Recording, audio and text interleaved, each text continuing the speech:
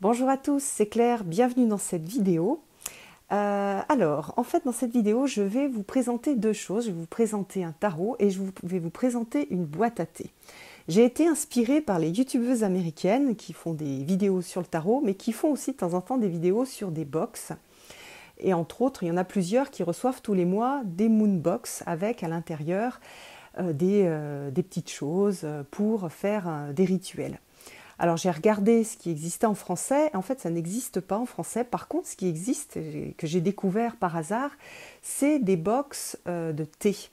Et moi je suis une très grande passionnée de thé et de tisane, hein, d'herbes, que ce soit donc le côté aller cueillir des herbes dans le jardin, dans la forêt, et puis de faire des tisanes avec, ou que ce soit des thés ou des tisanes que j'achète, parce que pour moi c'est un vrai plaisir. C'est-à-dire que y a vraiment un parallèle entre les cartes et le thé ou les tisanes, parce qu'on a pour moi en fait ce moment où on va se poser, où on va se centrer, ce retour à soi en fait, que l'on va retrouver lorsqu'on va faire notre petit rituel pour faire sa tasse de thé ou de tisane, ou lorsqu'on va utiliser un tarot ou un oracle.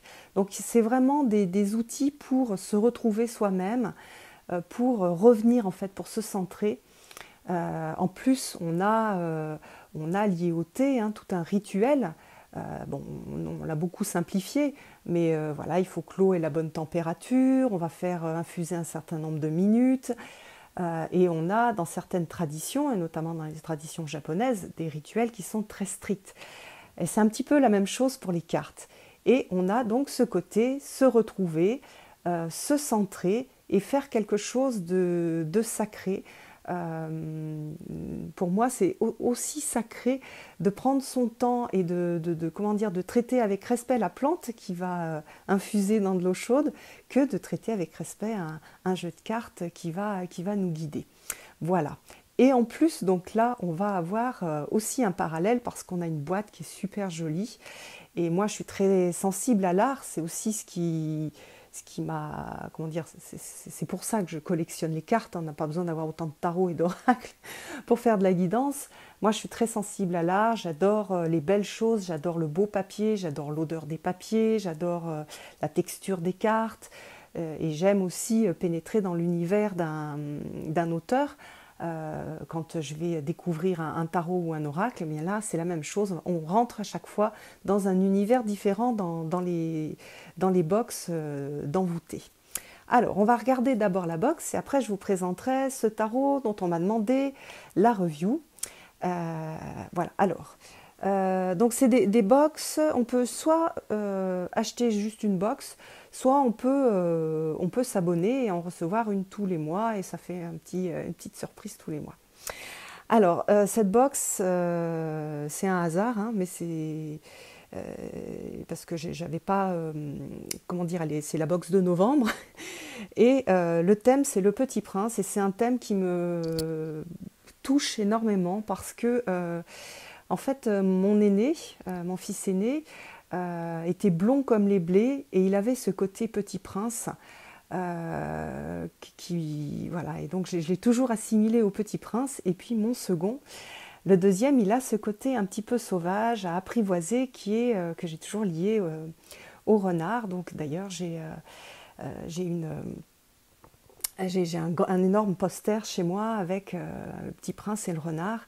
Et c'est quelque chose qui me touche beaucoup et qui me fait penser avec beaucoup de tendresse à mes enfants. Donc voilà, j'adore cette boîte déjà pour ça. Alors, donc c'est une boîte, c'est un cube. L'écartement de mes doigts, je crois que c'est 25, donc ça doit être du 20 par 20. Sur chaque face, on a une petite illustration différente. Donc là, envoûté, chasseur de thé, le Petit Prince, avec là un petit mouton. Ensuite, on a ici une autre illustration avec l'arbre. Là, on a un oiseau avec le Petit Prince au-dessus d'une tasse à thé, avec le petit renard. C'est super mignon. Là, on a le renard et puis on a le Petit Prince qui prend soin de sa petite planète. Voilà. Alors ensuite, on va ouvrir. Et puis, C'est comme pour les jeux. On a un guidebook, un petit livre avec une explication sur ce qu'on va trouver dans la boîte. Alors, on va regarder juste le début, puis après, on regardera les explications pour ce qu'il y a dans la boîte. Alors, édito. Donc, La Boxe, Le Petit Prince est une ode à l'œuvre éponyme d'Antoine de Saint-Exupéry. Publiée en 1943, les récits de la rencontre entre l'auteur et le Petit Prince sont intemporels et rayonnent depuis tous les continents. Cette box est une invitation à retrouver votre âme d'enfant pour une parenthèse douce, poétique et spirituelle qui nourrira autant votre corps que votre esprit.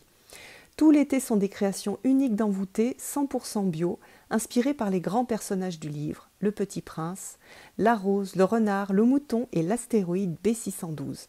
Le Petit Prince vous invite à explorer les mystères de l'existence avec votre cœur et vos papilles. J'adore, c'est super bien écrit. Ah, c'est vachement mignon. Et puis là, on a... J'ai toujours aimé le désert. On s'assoit sur une dune de sable, on ne voit rien, on n'entend rien, et cependant quelque chose rayonne en silence. C'est super. Voilà, puis après on a la présentation de ce qu'il y a à l'intérieur, on regardera après. Alors, qu'est-ce qu'on a dedans? Une petite réduction. Ça, c'est une petite carte que j'ai reçue avec. Et puis, on va découvrir les petits cadeaux qu'il y a à l'intérieur. Alors, qu'est-ce qu'on a comme petit cadeau? On a un thé à la rose. Donc, j'aime beaucoup parce que tout est bio, tout est naturel. C'est pas du thé avec des arômes artificiels. Moi, j'aime plus du tout. Les arômes artificiels, voilà, pour moi, on n'est plus dans l'esprit du thé ou de la tisane. Donc, je suis très attachée au fait que ce soit naturel. Donc là, on a du thé vert bio, de la rose, dattes, fleurs d'immortel et pétales de rose. Donc, vous voyez, on a la température. Alors, la température, moi, je la respecte à peu près, c'est-à-dire...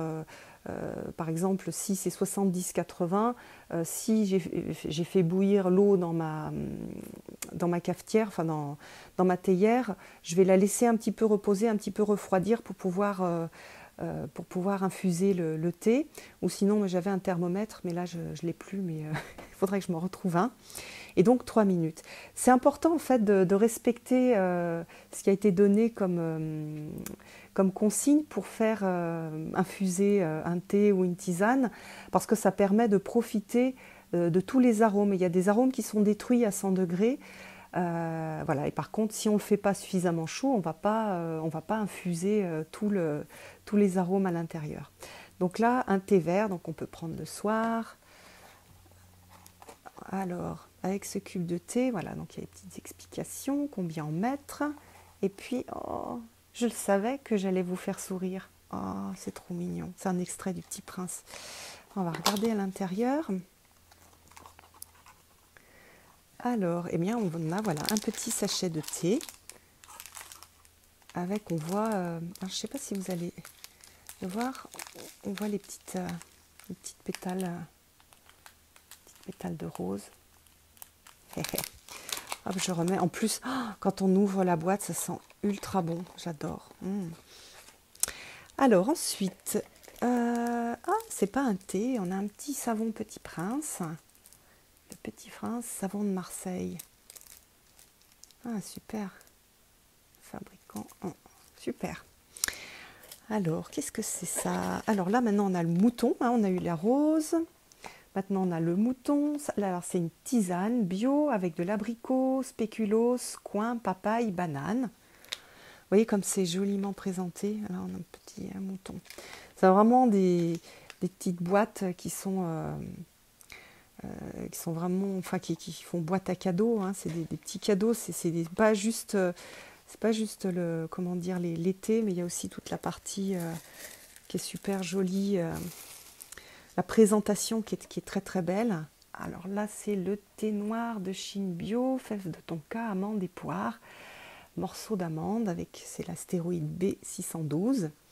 Ah oui, les astéroïdes, c'est les petites fèves, les amandes.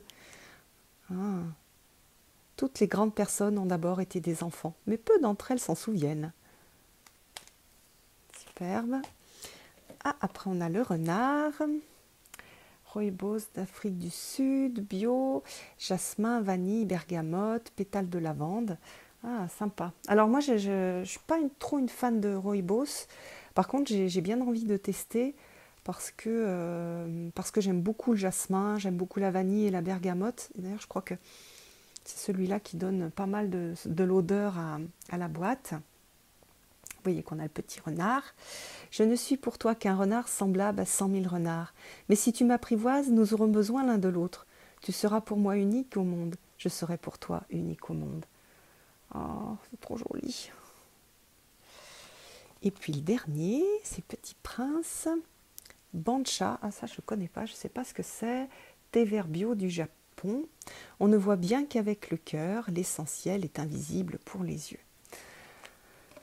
Ah, c'est super joli, c'est juste magnifique. Franchement, je trouve ça ultra beau. C'est vraiment parfois, on ne sait pas quoi faire comme cadeau à quelqu'un. Ça, par exemple, les mamans, c'est pas toujours facile de leur trouver des cadeaux. Ça fait partie des petits cadeaux qui sont vraiment, vraiment sympas. Alors, on va regarder maintenant dans le livret. Voilà, par exemple, qu'est-ce qu'on a comme information sur les thés. Alors là, donc c'est le thé Le Petit Prince, c'est celui-là. Alors, teneur en théine, ah ça c'est important, hein, la théine c'est ce qui fait que le thé est excitant ou pas. Donc parfois on en veut, parfois on n'en veut pas. Donc là c'est moyen. Alors on voit que c'est un thé du matin, stimulant. Comment est-ce qu'on le prépare? Donc il y a les indications sur comment préparer. Et puis après, le Petit Prince est une énigme. Il incarne la pureté, l'innocence, la naïveté et tant d'autres choses encore. Certains verront même en lui un brin de rébellion. À chacun sa perception des messages du Petit Prince, à chacun sa perception du thé. On peut relire toute sa vie Le Petit Prince, on peut goûter un thé plusieurs fois et ne jamais avoir la même sensation. C'est là que se révèle toute la magie de cette œuvre du thé, savourée. Waouh, je ne pensais pas qu'il allait y avoir des textes aussi chouettes. Alors, l'anecdote de création. Ah ben voilà, comme ça, on a des informations sur le thé vert Bancha du Japon. Alors, c'est un thé vert d'origine dont la singularité, la pureté rappelle celle du Petit Prince. Une fois infusé, ce thé révèle une liqueur particulièrement dorée qui évoque immanquablement la chevelure étincelante de notre Petit Prince. Comme dit le renard, le blé qui est doré me fera souvenir de toi. Alors on peut aussi, voilà, accord mai-été, des fruits rouges en mousse ou en sorbet, un macaron à la framboise. Et là on peut mettre les impressions, c'est vachement sympa. Alors le thé rose, c'est le thé de l'amour. Et c'est un thé plutôt de l'après-midi, rafraîchissant, oui, puisque c'est un thé vert. Alors c'est le temps, alors, je ne vais pas tout vous lire parce que si jamais vous avez envie de l'acheter, je vous laisserai le découvrir et passer du temps. C'est sympa aussi la période de découverte. Donc vous voyez, il y en a une. Donc il y a une tisane, un thé du matin stimulant, un thé de l'après-midi rafraîchissant, un thé de l'après-midi réconfortant, une tisane du soir réconfortante, une autre relaxante. Et puis le petit savon de Marseille. Voilà, alors la voix du thé, la perception, la voix du thé, l'imaginaire, la voix du thé, l'éternité. Nous écrivons des choses éternelles, nous buvons des saveurs éternelles. Et la voix du thé, l'amour, telle une rose ou une histoire d'amour, le thé a besoin que l'on prenne soin de bien le préparer pour révéler le meilleur de lui-même. Et la voix du thé, la sagesse. Vous voyez qu'on a cette idée aussi c'est pareil pour un jeu de cartes. Si on prend soin de la relation qu'on va avoir avec ce jeu, de lui laisser une chance, de travailler avec lui, de développer une certaine intimité, alors on va pouvoir l'utiliser, il va nous apporter tous ses bienfaits. Ben là, il y a exactement la même chose. J'adore, c'est vraiment super. J'adore ce qu'ils font. Je suis contente. C'est vraiment c'est vraiment une super découverte. Je suis vraiment très contente. C'est très très chouette. Alors voilà, ça c'était la boîte Le Petit Prince. Et puis pour Pour accompagner en fait cette boîte, au début, je m'étais dit, je vais peut-être prendre je vais vous montrer le tarot Cecoli. Et en fait, je trouve, il est assez sombre ce tarot Cecoli. Moi, j'avais envie, pour aller avec la boîte du Petit Prince, de vous présenter en fait un tarot qui est plein de peps, plein de créativité, plein de choses positives. Et ce tarot-là, c'est le Saki Saki Tarot. Alors c'est un tarot d'une jeune femme qui est israélienne. Et donc il arrive pas du tout comme ça. Il arrive en fait déplié, c'est-à-dire que c'est à vous de plier la boîte. Bon, c'est vraiment sympa. C'est à vous de plier la boîte et voilà, on a aussi un petit, je veux dire un tour qui permet de maintenir les cartes ensemble. Et vous voyez, c'est écrit Good Karma dessus. Ce tarot, il est plein de joie, plein de positivité. Il a vraiment quelque chose de, je trouve, de particulier. Alors donc il y a des choses écrites qu'on peut pas lire, mais quand même il y a des choses en anglais. Donc common, let's play. Donc on a ce côté du jeu. Donc je le redis, cette boîte-là, c'est moi qui l'ai montée. Bon, il n'y a pas besoin d'être une experte en bricolage. Hein. C'est assez facile à monter et à plier. Donc voilà, on a cette boîte en carton. Alors c'est marqué créer avec amour. Il y en a un petit mot. Et puis hop, on va sortir les cartes. Alors, vous voyez, le dos est jaune, hyper joyeux aussi. Je vais mettre Good Karma ici. On a un livret, le Saki Saki Tarot pour l'artiste qu'il y a en chacun de nous. Donc c'est pour, comment dire, pour développer sa créativité. Et puis donc on a la présentation du tarot, pourquoi le Saki Saki. Le fait qu'il y a une structure du Rider-Waite-Smith avec de l'astrologie, de la Kabbale, vous verrez après sur les cartes, des symbolisme qui est personnel, et puis une palette de couleurs qui exprime le côté multiculturel des traditions et qui invite donc dans un voyage de célébration et de transformation. Alors c'est un jeu que j'avais utilisé pour faire le travail avec les déesses parce que je le trouvais très, comment dire, très parlant pour le développement personnel. Alors, il y a une carte supplémentaire qui s'appelle la carte de l'artiste, voilà, qui représente en fait le thème de ce tarot qui est pour l'artiste en chacun de nous. Alors, donc après, il y a la présentation des cartes. Donc là, c'est la première carte, lire le tarot. L'arbre de vie avec la signification des séphirotes. La signification des nombres. Donc vous voyez, c'est un petit livre, mais il y a beaucoup de choses à l'intérieur. Hein. La signification des planètes. On a la signification des signes du zodiaque. Voilà. Et puis, voilà, des choses sur les cartes de cours. Et puis, des idées de tirage. Hop, je me remets à droite. Des idées de tirage. Alors, plein d'idées de tirage en 3 cartes. Et moi, je vous le redis, pour tous les débutants, c'est quelque chose que je conseille parce que, même pour les débutants et puis pour les autres, les tirages en 3 cartes, ils sont beaucoup plus... Il y a moins d'informations, du coup, l'information est beaucoup plus percutante. Après, on a le tirage de l'artiste, du chemin de l'artiste en forme de flèche.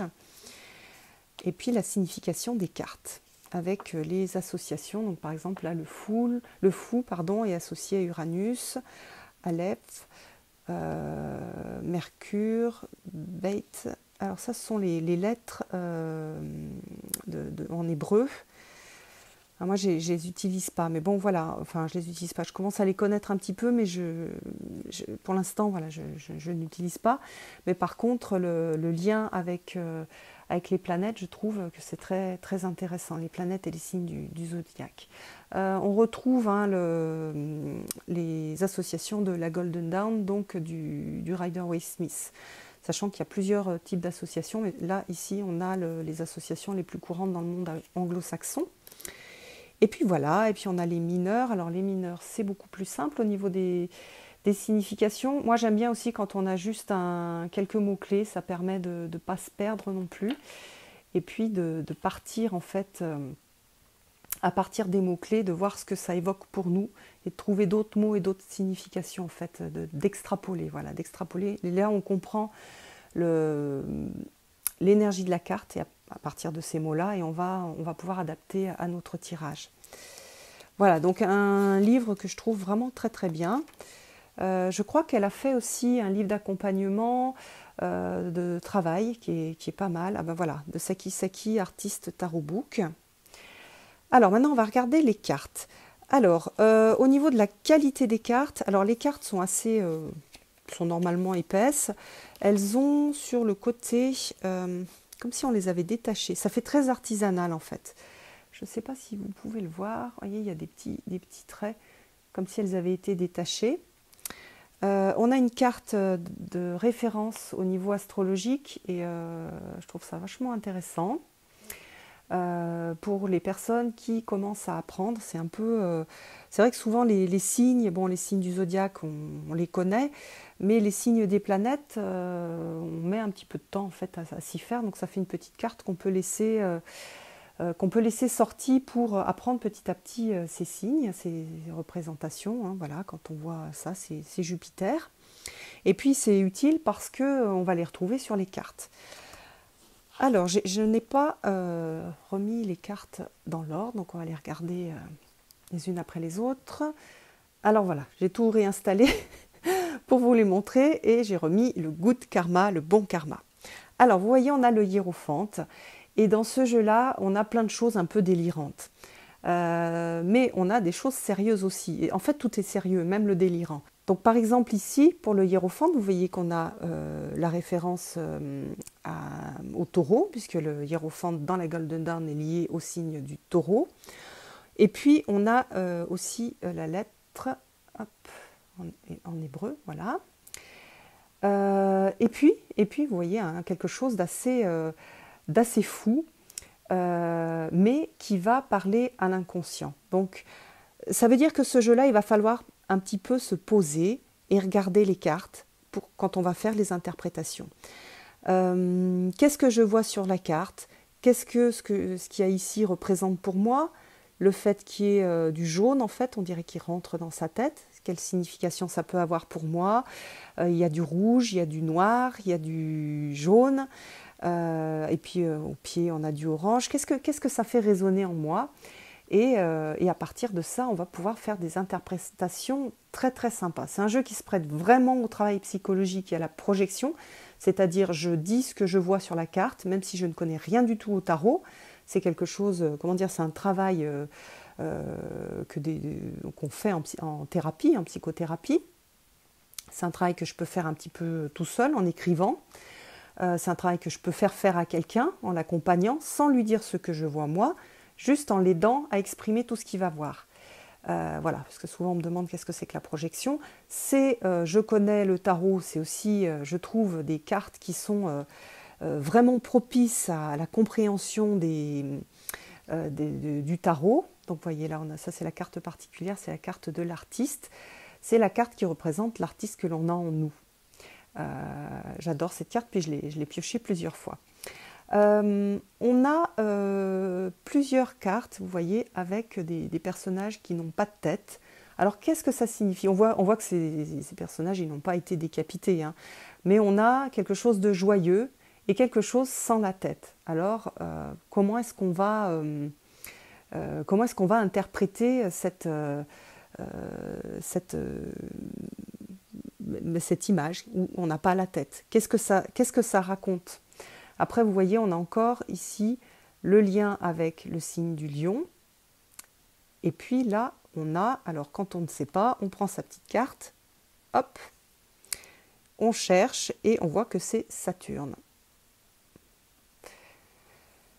Quand on connaît les planètes, on va tout de suite savoir ce que ça signifie. Si on ne sait pas, on va voir dans le petit livre. Qu'est-ce qu'elle a écrit pour Saturne? Saturne, c'est la carte de la maturité, donc pardon, la planète de la maturité, de la sagesse, de la rigidité, des leçons, des sacrifices personnels, des luttes personnelles, engagement, responsabilité, sérieux, des limitations. Hein. Saturne, c'est une planète avec des anneaux autour, donc on a cette idée de limitation, loi, les règles. Donc ça aide à mieux comprendre les cartes et leur association avec ces planètes et ces signes.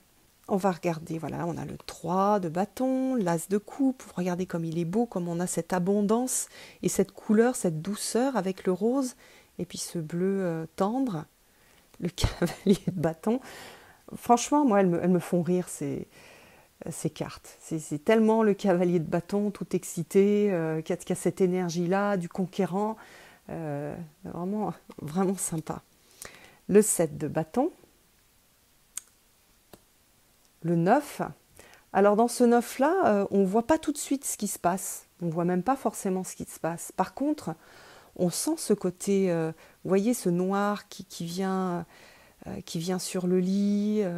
Donc on a cette idée de cauchemar, on la ressent juste avec cette évocation, même si on ne voit pas tout de suite le lit, on ne voit pas trop ce qui se passe, mais on a cette idée justement de flou, et j'aime bien aussi. On a dans les cauchemars, tout n'est pas très clair, on a des choses très floues. Et je trouve très bien rendu dans cette carte-là. Oh, j'adore la reine de bâton, elle est hyper mignonne. Le 2, traditionnel. La force, regardez comme elle est belle cette carte de la force. Le roi d'épée, vous voyez que ce qui est travaillé, c'est surtout sa tête. Et vous voyez qu'aussi, on a dans les cartes de cour des chaises. Ça veut dire que ce sont des endroits où on peut se placer. Je peux, moi, me placer, me poser sur le roi d'épée. Ça permet aussi de se dissocier, dissocier ce que l'on peut penser, faire, etc. avec ce que l'on est intérieurement. Donc c'est un comportement, c'est pas tout ce que je suis. Je peux me comporter comme un roi d'épée un jour, mais pas être tous les jours le roi d'épée. C'est des parties de moi. C'est sympa. Voilà, l'as, fait très cow-boy. L'as d'épée, l'étoile, le pendu. Pas mal de choses à voir hein, dans cette carte. Le roi de coupe, vous voyez là, hop, à nouveau. Le roi, c'est un endroit où on peut se poser, un trône. Le monde, c'est la représentation que l'on a sur la boîte. Alors, le 4, voilà. Le 9 de denier. J'adore le 7 de denier, je le trouve très beau au niveau des couleurs, au niveau de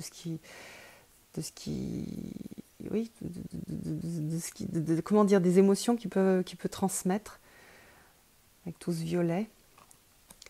Alors le magicien, avec tout sur sa table, la tour, le 2 d'épée. Donc c'est un jeu on voit que c'est un jeu d'artiste, hein. On a un travail très personnel, une façon d'exprimer les choses qui est vraiment très, très originale et qui est propre en fait à cet artiste. Le 6 de bâton. Regardez le 10 d'épée. Donc souvent on voit un homme couché à terre avec des épées dans le dos. Vous voyez qu'ici on voit les poches du jean, on voit un petit peu le personnage, et puis on a les épées avec des petits points de sang qui arrivent ici. Donc pourquoi le personnage est tout plat, qu'est-ce qui se passe en fait? On a toute une histoire à raconter, et puis aussi et surtout on a à se laisser toucher par l'image et voir qu'est-ce qu'elle peut apporter aussi de positif, comment est-ce qu'on peut se sortir de ce 10 d'épée, quelle est la leçon à apprendre. Là on a c'est un peu les arlequins dans les amoureux. Le 10 d'épée, le 10 de denier. Vous voyez comme c'est beau avec petit arbre. Le page. 2 de coupe. Le 8 de coupe. le 6 d'épée, la tempérance. Ah, c'est un jeu vraiment que j'ai pris plaisir à utiliser pour ce défi et puis que j'ai envie de plus utiliser. Donc j'utiliserai certainement pour la guidance. Regardez la mort comme elle est sympathique. On dirait Don Quichotte. Le 8 d'épée. Donc je connais, enfin c'est marrant parce que souvent, comme je ne l'ai pas utilisé depuis, ça ne fait pas 25 ans que je l'utilise, il y a des cartes que je n'ai jamais vues. Et vous voyez, là on a la reine de denier. Donc pour les reines et pour les rois, on a cette idée de chaise. Et je me pose dans la chaise et c'est mon rôle en fait. Le 7 d'épée, le roi. Ce jeu, en fait, moi je trouve qu'il met en joie. Chaque fois que je le sors, je sais pas, quand je suis un petit peu déprimée, qu'il n'y a pas assez de couleurs, de soleil, eh bien je sors ce jeu-là et je me sens bien. Regardez, le 6 de coupe. Il va bien avec notre petite boîte, avec la petite boîte envoûtée. Regardez, hop. Tiens, je ferai une petite photo avec. Je la mets de côté. Le 5 de coupe, reine d'épée, une reine que j'aime beaucoup, hein. Et l'impératrice, je la trouve juste magnifique. Elle est magnifique, elle a ce côté chaleureux qu'on n'a pas dans toutes les impératrices, mais là, elle a vraiment ce côté chaleureux et ce côté de la richesse, qui est une richesse plutôt intérieure, hein. Le 7 de coupe, j'adore aussi. Le page, la grande prêtresse, le fou, 9 de coupe. Donc tout est déjanté. Et j'adore ça. Ça va titiller notre côté fou, notre côté artiste, notre côté créatif. Regardez l'ermite. Vous avez vu ces belles chaussures.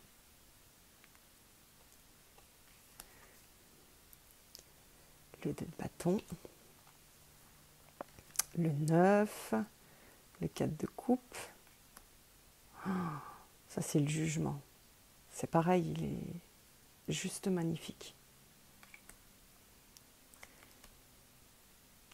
Le 5 d'épée, le page. Donc, si vous avez une carte un peu plus dure, celle-ci, elle est faite de telle sorte que finalement, c'est un petit personnage style histoire d'enfant. Mais vous pouvez toujours rajouter une autre carte dessus pour savoir comment surmonter les choses difficiles que la carte peut vous indiquer. Et là, vous voyez tout de suite, on a quelque chose de très sympa. Chaque fois que je fais des tirages avec, je suis surprise parce qu'on a ce positif en fait qui saute aux yeux. Regardez la reine de coupe comme elle est belle. On a vraiment envie de s'asseoir dans son siège. 10, 4, 3, la justice. Une sorte de caricature aussi. Le cavalier d'épée. Et puis le 8 de bâton. Bon, donc ça fait partie des jeux que j'aime énormément. C'est vraiment un jeu, je trouve, hyper particulier, très joyeux, coloré, et on en a bien besoin en ces moments. Donc voilà, et du coup je trouve qu'il va bien avec cette petite boîte du Petit Prince. Alors j'espère que vous avez pris du plaisir à regarder cette vidéo, et puis je vous embrasse et je vous donne rendez-vous pour une prochaine vidéo. À bientôt!